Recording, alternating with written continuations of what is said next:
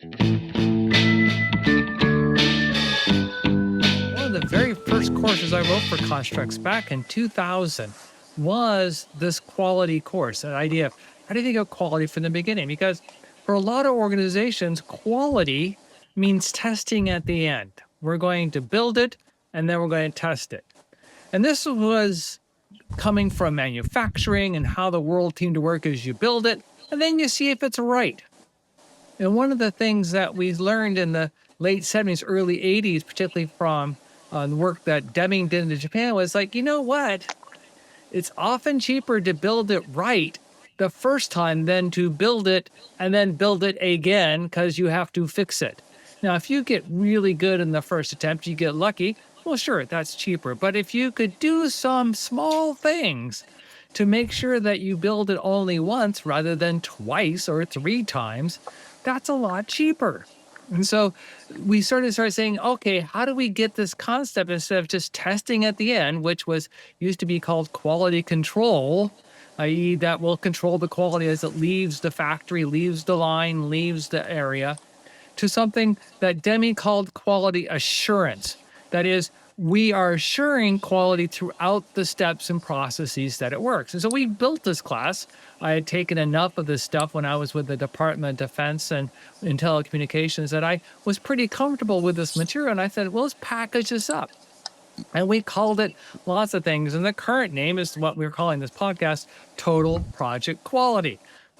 But we've never been satisfied with it because it's a really important concept. But how do you explain it to people that, hey, if you take some time and start thinking about how you do the work, and this is one of Deming's really big insights in the idea of quality, it's just not how dedicated the people are, but what are the practices that you use to develop quality? What are the processes you follow? What are the rules you invoke? What are the strategies you use? Those have just as much impact and quality as my personal dedication to quality, whatever that might mean. And so we have to figure out what quality means and how do we instill that quality throughout the life of a project. So Deming's focus was on manufacturing, right? And that's kind of where his focus is. And you know, we're in the thought industry, right? So what are some of the challenges of applying Deming's things to this environment? Are they transferable equally, or there are some things you have to kind of think about when you talk about this? Well, part of the issue is that in a manufacturing environment that Deming comes out of, the process is repeatable.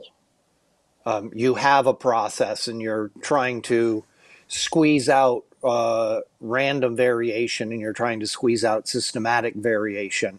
But that's because, again, you're following the core manufacturing process is essentially the same. You're just incrementally improving it. I would say for me, one of the huge issues that we have is that in software, the way it's practiced, not the way it has to be, but the way it's practiced is just so inherently a chaotic process that you have a hard time getting control of a lot of things. So it's not to say that it is not controllable. We could do things differently that would make it a lot less of a chaotic process. But there's just so much of the chaos is built into the process the way we do it today. So that's sort of strike number one. Would you say that some of the problems faced by software development